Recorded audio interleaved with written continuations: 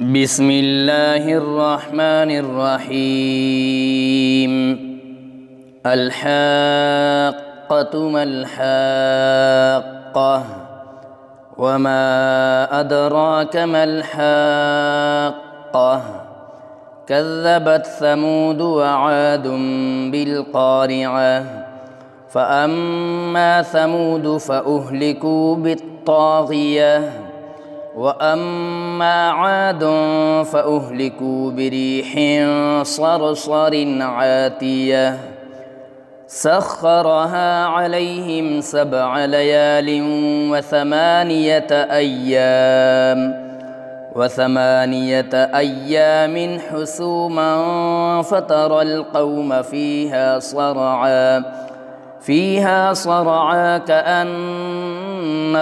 أعجاز نخل خاوية فهل ترى لهم من باقية وجاء فرعون ومن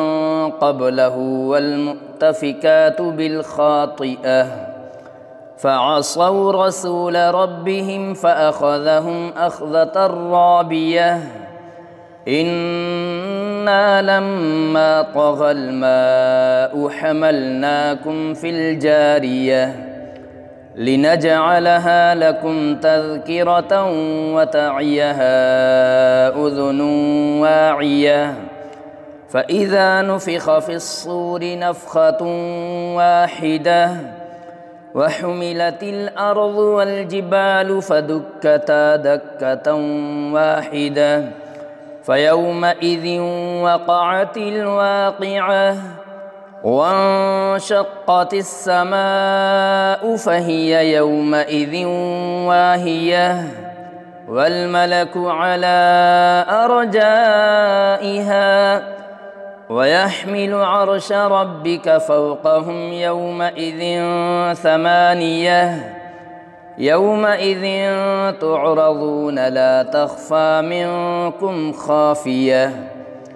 فأما من أوتي كتابه بيمينه فيقول هاؤم اقرءوا كتابيه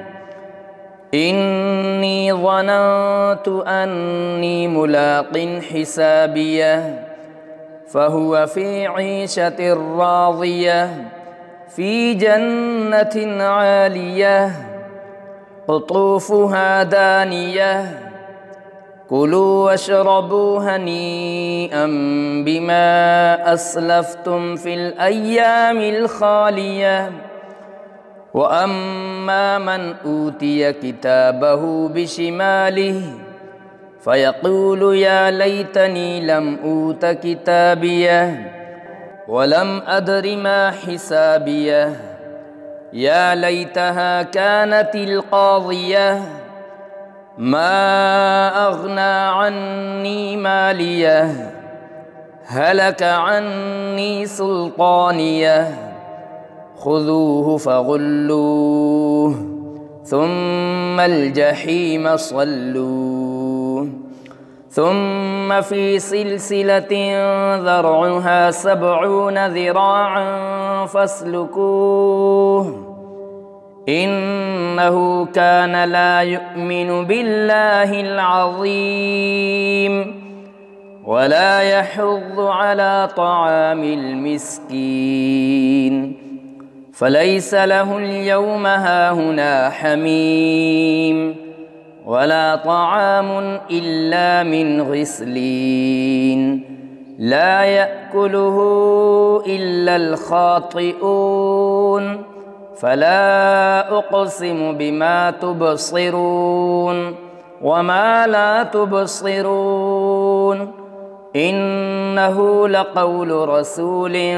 كريم وما هو بقول شاعر قليلا ما تؤمنون ولا بقول كاهن قليلا ما تذكرون تنزيل من رب العالمين ولو تقول علينا بعض الأقاويل لأخذنا منه باليمين ثم لقطعنا منه الوتين فما منكم من أحد عنه حاجزين وإنه لتذكرة للمتقين وإنا لنعلم أن منكم مكذبين وإنه لحسرة على الكافرين وإنه لحق اليقين فسبح باسم ربك العظيم.